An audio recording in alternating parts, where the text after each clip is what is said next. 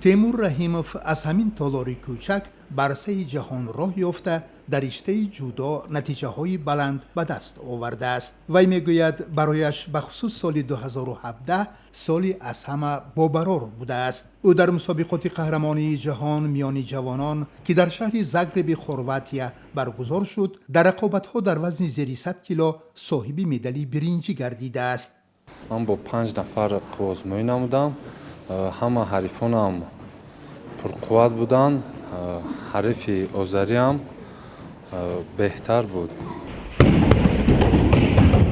تیمور رحیموف که 8 ایولی سال 1997 در ناحیه رودکی به دنیا آمده است، پس از ختم مکتب میانه شماره 1 همین ناحیه سال 2014 به دانشکده تربیت جسمانی تاجیکستان داخل شده است. حالا دانشجوی سال 4 فاکولته سیاحی کوهی می باشد.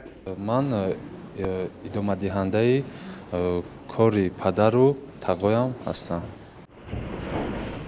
به گفته مستقیم امینوف، استاد تیمور شاگردش بسیار خصلت‌های نجیب دارد.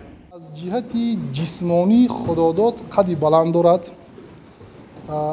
قوت طبیعی دارد. همین تیمور طرف چپ گوشتی میگیرد. این برای اون یک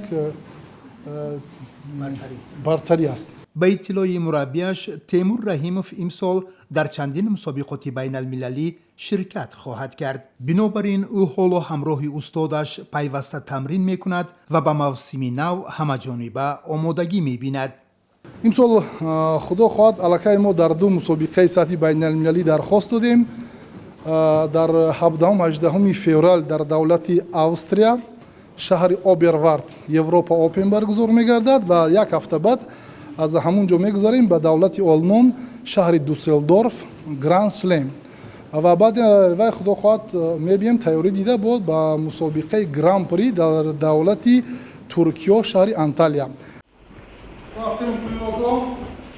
مربی شایسته تاجیکستان مستقیم امینوف تلاش دارد که در آینده شاگردش در مسابقات جهانی و قطعی میان بزرگسالان نیز مدال به دست بیارد و صاحب راحت به بازی‌های المپی سال 2020 در توکیو شود. برای این مهنت زیاد در کار است و مبلغ زیاد در کار است. اقلا باید که هر سال ما تا بازی‌های المپی کم باید $25,000 صرف کنیم.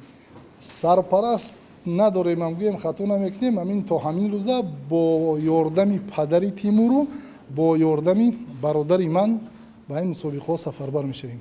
بسیار ما تالال ورزشی نداشتیم. در مکتب میانه ما درس میدادیم و استاد هم خیلی شد که دیگر ما اجازه ندادن در مکتب میانه تمرین کردم. بعد همین زمینی نزد حولگی است که در پیش خانه من است.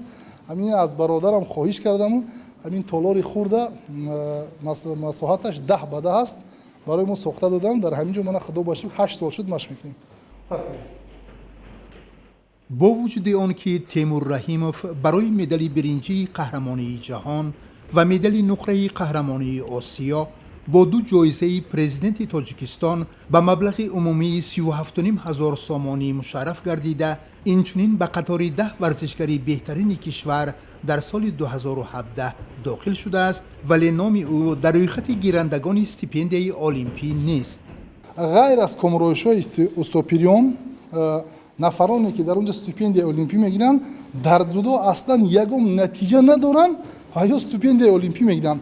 در سال 2017 رحیموف تیمور غالب مسابقه جام آسیا، جایزه‌دار مدال نقره در چمپیونات آسیا و جایزه‌دار مدال برنجی در قهرمانی آسیا 3 نتیجه بهترین به دست آورد، اما با روی خط استیپندیاسیون المپیک شامل نشد. من در حیرتم.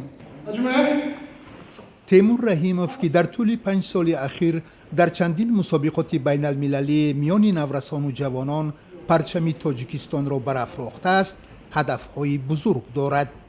مقصد ما در سال 2018 در مسابقات بین المللی بسیارتر اشتراک کرده خالهای المپی را به دست بیاریم و خدا خواهد به المپیادا رخصت گیریم. تیمور رحیموف در همین حال در فهرست جهانی جودو میانی جوانان در وزن زیر 100 کیلو در بین 180 نفر مقام سوم را کسب کرده است.